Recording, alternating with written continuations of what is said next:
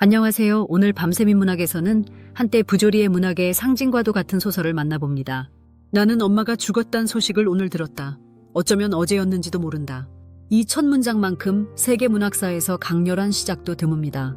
오늘 저희와 함께 이야기 나눌 분은 이방인의 작가 알베르 카뮈입니다. 카뮈 선생님, 이렇게 자리해 주셔서 감사합니다. 먼저 이방인이라는 작품 시청자 여러분께 직접 소개해 주시겠습니까? 감사합니다. 이방인은 한마디로 말하면 무관심과 태양 아래의 진실을 다룬 이야기입니다. 주인공 모에르소는 알제리의 한 사무실에서 일하며 살아가는 평범한 젊은 남자입니다. 어느 날 요양원에 계시던 어머니가 세상을 떠났다는 전보를 받고 장례식에 참석합니다. 그런데 그 순간조차 모에르소는 울지도 특별히 슬퍼하지도 않습니다.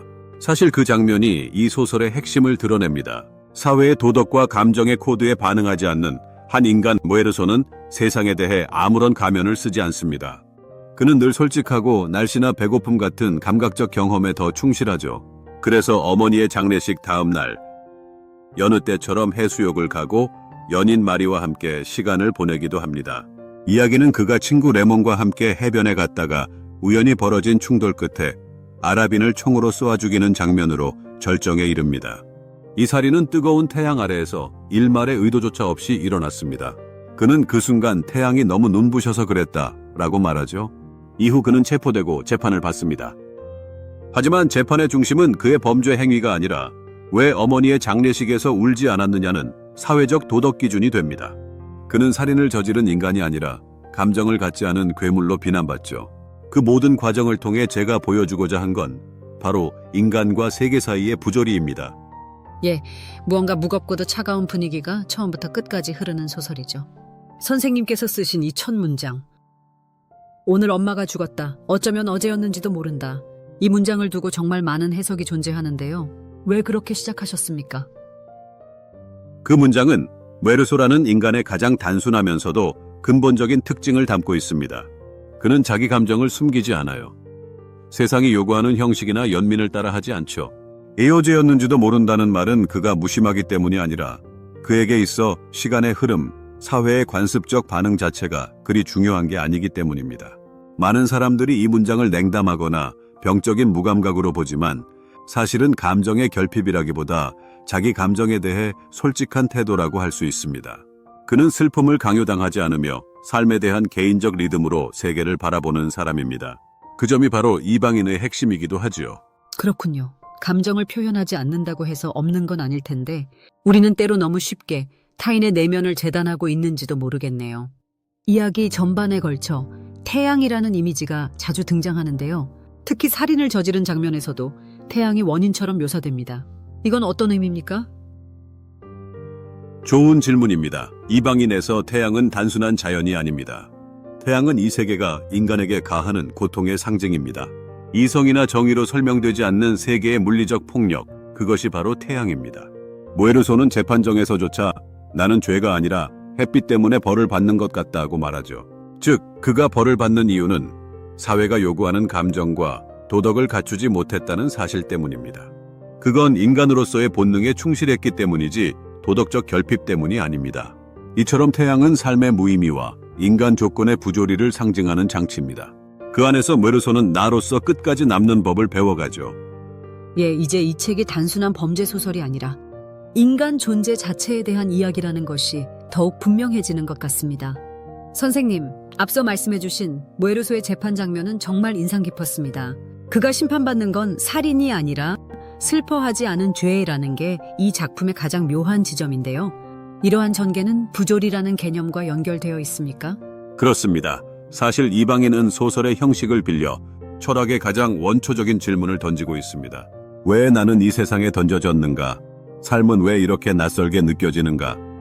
이런 물음에서 출발한 것이 바로 제가 말한 부조리입니다. 부조리란 인간이 의미를 찾으려는 갈망과 그 의미를 끝내주지 않는 세계 사이의 충돌입니다. 이 충돌은 고통을 낳고 그 고통이 바로 부조리한 상태입니다. 모에르소는 그 부조리와 마주한 인물입니다. 그는 삶에 명확한 의미를 부여하지 않고 세상 역시 그에게 명확한 답을 주지 않습니다. 그래서 그는 질문도 하지 않고 억지로 설명하려 들지도 않지요. 모에르소는 모든 것을 그냥 있는 그대로 받아들이는 사람처럼 보입니다. 사랑하느냐는 질문에도 그런 감정인지 잘 모르겠어요. 하지만 마리가 원한다면 결혼은 해요. 이런 식으로 답하죠. 우리는 흔히 사랑을 삶의 의미처럼 여기는데 모에르소는 다르게 반응합니다. 맞습니다. 그는 감정을 부정하지 않지만 그 감정이 어떤 목적을 위한 것이라고 생각하지도 않습니다. 사랑하느냐는 질문을 받았을 때 그는 자신의 느낌을 과장하거나 포장하지 않습니다. 그냥 그 순간의 감각, 관계의 흐름에 충실할 뿐이지요. 사람들은 사랑, 종교, 정의 같은 것으로 삶의 의미를 구성하려 애씁니다. 하지만 모에르소는 그런 의미 부여를 하지 않습니다. 그는 삶에는 의미가 없다. 그리고 그것이 두렵지 않다라고 합니다. 이것이 바로 부조리의 수용입니다. 정말 대단한 용기이기도 하네요. 세상에 의미 없다는 걸 받아들이는 순간 많은 사람은 절망할 텐데 모에르소는 오히려 그 안에서 어떤 평온을 찾습니다. 특히 마지막 장면이 강하게 남습니다. 사형을 앞두고 그는 세상과 화해한 듯한 표정을 짓죠. 그는 죽음을 두려워하지도 반항하지도 않습니다. 그는 죽음을 맞기 전 오히려 인생을 처음으로 진실하게 받아들입니다. 감옥에서 그는 스스로 말합니다. 나는 처음으로 세계의 다정한 무관심을 느꼈다. 그 무관심은 공허함이 아니라 오히려 해방입니다. 세상이 나를 알아주지 않아도 괜찮다는 수용. 그 무관심 속에서 그는 진실로 자유로워졌습니다. 죽음을 피할 수 없다면 그에 맞서 두려움 없이 나아가는 것. 그것이 제가 말한 반항의 인간의 태도입니다. 그는 신에게도 사회에게도 호소하지 않습니다. 자기 자신만이 유일한 판단자이고 그 판단 앞에서 그는 말합니다. 나는 무죄다라고 말이죠. 나는 무죄다. 그 말이 이토록 무거울 줄 몰랐습니다. 도덕적으로 따지자면 그는 살인을 저질렀고 사회는 그를 벌했습니다. 하지만 철학적으로 본다면 그는 거짓 없이 살았기에 스스로에겐 떳떳한 삶이었겠네요. 그렇습니다. 사회의 기준으로 보면 그는 죄인이었고 삶의 진실 앞에서는 그는 오히려 더 없이 맑은 존재였습니다. 그는 어떤 것도 미화하지 않았고 어떤 위선도 껴입지 않았습니다. 그는 이렇게 말하는 셈이죠. 나는 살아있었고 그것으로 충분했다. 부조리란 우리가 그것을 피하려 할 때 고통이 되지만 그 자체를 받아들이면 오히려 명료한 자유를 얻게 됩니다. 모에르소는 그 자유의 마지막 빛을 감옥에서 보았습니다. 저는 이방인을 처음 읽을 때 그저 무감각한 인간의 이야기라고 생각했는데 지금 이야기를 듣고 나니 그는 세상 누구보다 정직하게 자기 삶을 마주했던 사람이라는 생각이 듭니다. 선생님, 이방인 후반부에서 가장 강렬한 장면이 바로 신부가 감옥에 있는 모에르소를 찾아와 종교적 회개를 권유하는 부분입니다. 이 장면을 통해 선생님은 무신론적인 인간상을 더욱 선명하게 드러내셨죠. 그 대화는 어떤 의미에서 꼭 필요했던 장면입니까? 그 장면은 모에르소라는 인물이 마지막으로 세상의 질서와 대면하는 순간입니다. 신부는 죽음이라는 불가항력 앞에서 모에르소가 신을 받아들이고 용서를 구하기를 원합니다. 그건 기독교 전통에서는 자연스러운 구원의 과정이겠죠. 하지만 모에르소는 끝까지 거부합니다. 그는 신에게 기도하지 않고 눈물도 흘리지 않으며 죽음 앞에서 오히려 세계의 무의미함을 긍정합니다. 그는 신부에게 말하죠. 나는 신을 믿지 않습니다. 그리고 나의 인생에 회한도 없습니다. 이 장면은 신 없는 인간이 절망이 아닌 자각과 해방의 얼굴로 죽음을 맞는 유일한 장면입니다. 그렇군요. 신 없는 인간, 의미 없는 세계. 그럼에도 삶을 끝까지 살아내는 태도. 그게 부조리한 인간의 모습이겠군요. 그런데 일반 독자 입장에서는 죽음을 앞두고 그런 단단함을 갖는 것이 현실적으로 과연 가능한 일인가 의문이 들기도 합니다. 선생님께서는 인간이 종교 없이도 죽음을 받아들일 수 있다고 보셨습니까? 네, 저는 인간이 종교 없이도 죽음을 감당할 수 있다고 생각합니다. 종교는 우리에게 위안을 줍니다. 그렇지만 그것은 어떤 대가를 요구하죠. 죄의식, 굴복, 초월적 존재에 대한 의탁, 모에르소는 그런 타협을 거부합니다. 그는 거짓된 희망을 갖지 않고 죽음이라는 실존의 끝을 있는 그대로 받아들입니다. 그 순간 그는 울지 않고 무릎 꿇지도 않고 자신의 존재 전체를 긍정합니다. 그건 허무가 아니라 삶의 마지막 정직한 고백입니다. 그렇다면 선생님, 그는 정말 아무런 두려움 없이 죽음을 맞았다고 보십니까? 그 어떤 동요도 없이 말이죠. 물론 모에르소 역시 인간이기에 두려움을 느꼈을 겁니다.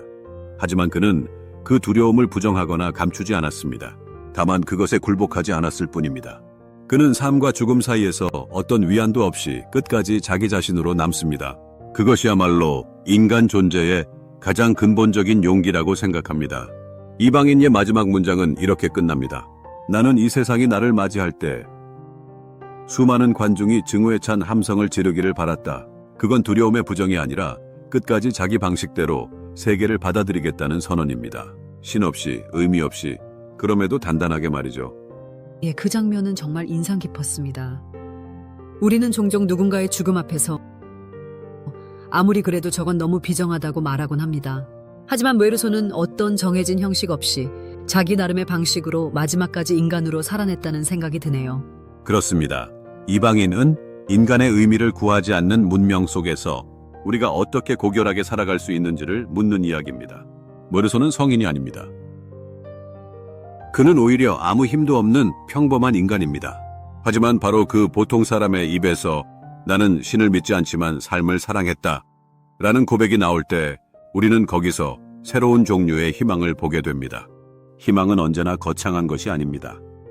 의미가 없다는 것을 받아들이고 그 안에서도 하루를 충실히 살아내는 것, 그 자체가 인간다운 저항이자 존엄입니다.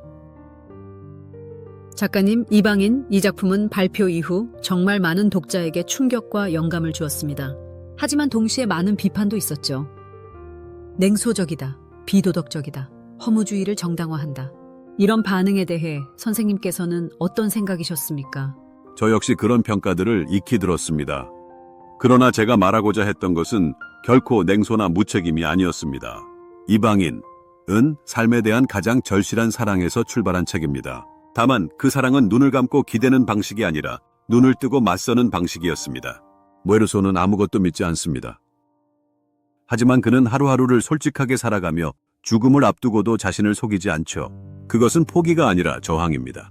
허무주의는 아무 의미도 없다고 말하며 등을 돌리지만 저는 부조리 속에서도 의미를 만들어 나가는 인간의 용기를 이야기하고 싶었습니다. 그게 바로 부조리 철학의 본질이죠.